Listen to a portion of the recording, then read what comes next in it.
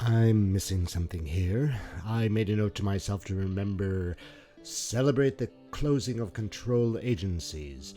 It took me a moment to recall what I meant by that. That note is only a couple of days old. Then I think it came back to me.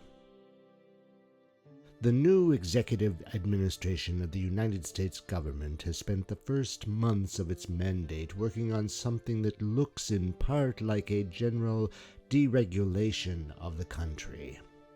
As far as I can tell, this deregulation part involves the dismantling of a number of agencies that were in place to make sure that bad actors don't do bad things to regular people. But, of course, there is a problem with the general concept of bad actors, perhaps always has been. It's really hard to identify bad actors nowadays. What has been prohibited by the powers that be has been reworked several times, and where smoking a joint might have made you a bad actor a decade ago, now stealing state secrets or even just nonchalantly sharing them on the phone, simply highlights your ability to get away with doing whatever you want to do. From my years as a proud question authority tin button wearer, especially during my years as a New Yorker in the early 1980s, I developed the belief that most of what government considers legislation is actually a series of rules that mainly prohibit the people from engaging in certain activities. Of course, when I say the people, I am not only referring to citizens, but also to entities that are made up of citizens, like corporations, religious organizations, educational institutions, and the like. So, soon after Timothy Leary uses LSD to support whatever was going on in his head that would lead in part to the question authority meme, LSD is deemed illegal. Naturally, it wasn't the LSD itself that was the main problem, it was the fact that a certain segment of the people were using LSD in a recreational fashion, while at the same time making things uncomfortable for those in authority to keep doing whatever they wanted to do, which at that time was called Vietnam. LSD was making middle-class mainstream white youth see things in a different way, a flower in the barrel of the rifle way, so that substance must be prohibited. The same story could be told about another one, marijuana. This past Christmas, a teenaged nephew of mine asked me why marijuana was illegal. I started telling him the history behind the prohibition and the consequential worldwide belief that marijuana use was dangerous at worst and just plain bad at least, but my mate heard me say the word marijuana and made me shut up on the spot. Were his sister, my nephew's mother, to hear me talking that way about marijuana, well, Fan would probably be hit by shit. So I've not got a lot of use for a lot of legislation that is meant to keep people from doing stuff that they want to do, with the caveat that the thing that the person wants to do is something that is not harmful to those around that person. I mean, the silly 10-point list that Christians swear by. Well, 8 of those 10 are thou shalt nots. So it's not all that odd that a self-governing philosophy created by Christians would follow suit and make sure that the rules being made are at least 80% prohibitive. On the other hand, there are certain things that seem to need prohibiting, and mainly because were they allowed or permitted, they would end up doing harm. Even in that 10-point list, some of those thou shalt nots are aimed at harmful actions, murder and theft, for example. Adultery and coveting, well, those are a bit more ambiguous in terms of harm doing and having an alternative god, maybe marijuana or LSD, well, that's kind of a personal choice in my opinion. It doesn't subscribe to the faith doctrine. So, regulations that have been put in place to protect people from harmful actions that will be committed by bad actors, those types of prohibitions are there, will be there, as long as we believe that there exist bad actors willing to carry out those actions. For some reason, we have to have legislation that protects us from bad actors putting stuff into our foodstuffs that could make us sick, as long as that list of prohibited stuff doesn't include sugar or palm seed oil. Or how about regulations that are supposed to prevent those bad actors from dumping toxic byproducts near our sources of drinking water?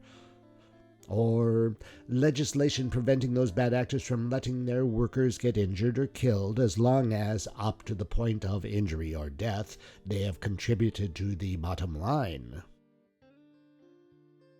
I personally think the problem is less the terrible things that those bad actors are willing to do for whatever usually egoistic and narcissistic motivations than that we have bad actors in the first place that we must control through prohibitionary legislation.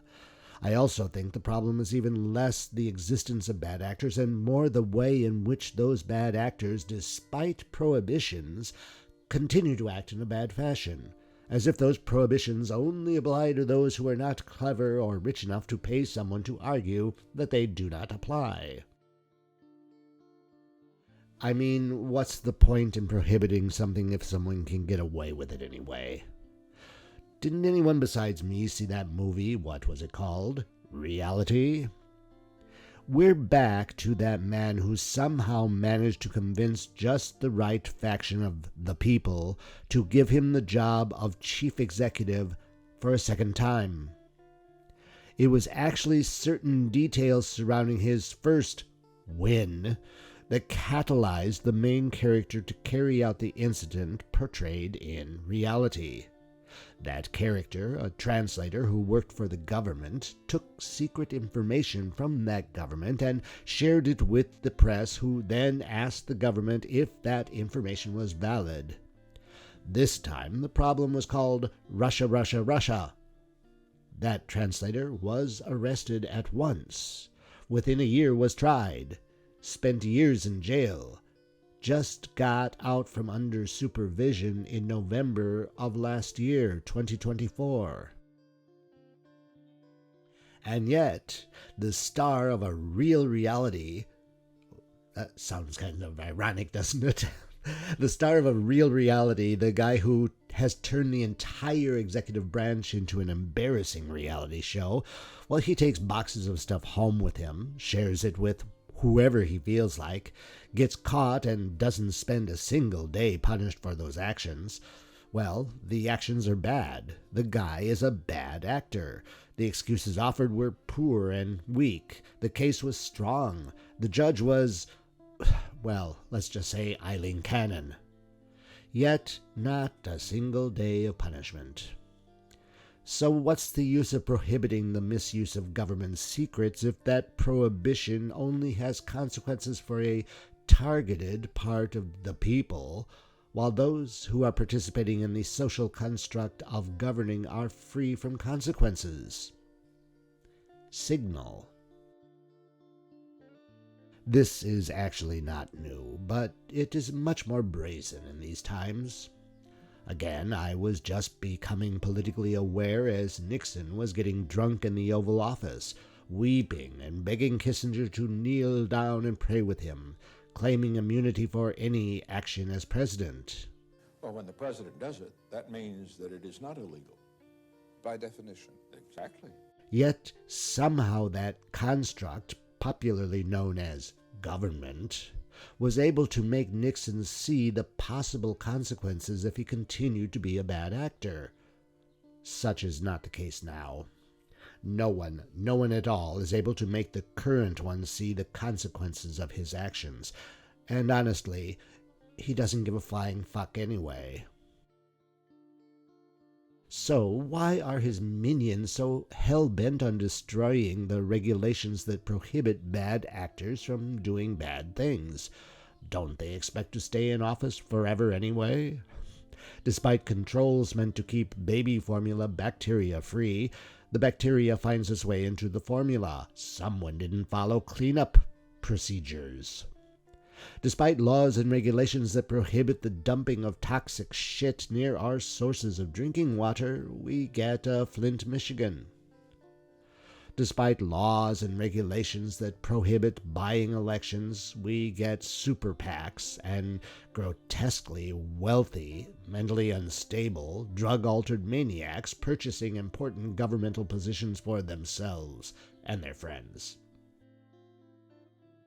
Despite the prohibitions on marijuana and LSD, I've used both in my lifetime, as have hundreds of thousands of other people, some getting caught and punished, the majority just getting away with it because they were more careful, or their skin was of a lighter hue. I'm not advocating for the destruction of the, at best, weak safeguards that prohibitive legislation offers us.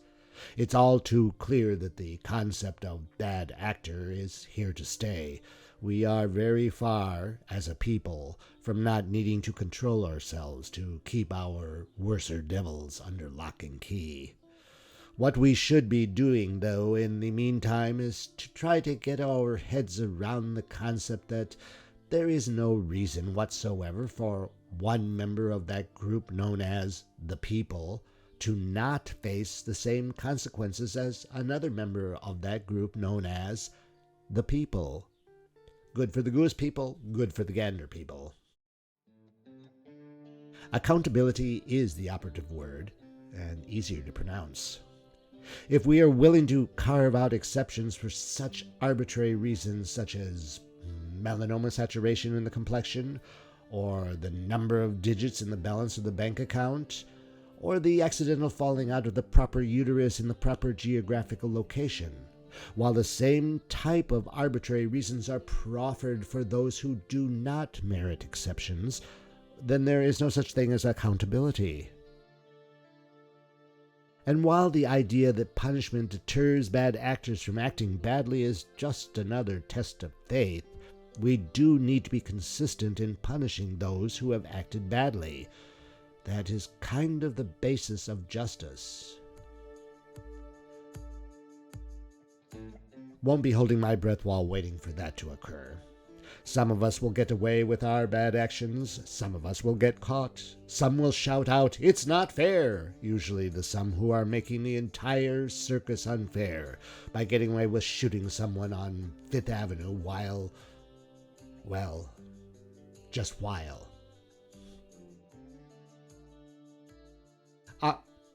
Don't forget to listen, like, subscribe, and share. And check below for links to stuff I might have linked to. Cheers. Prohibitionary legislation.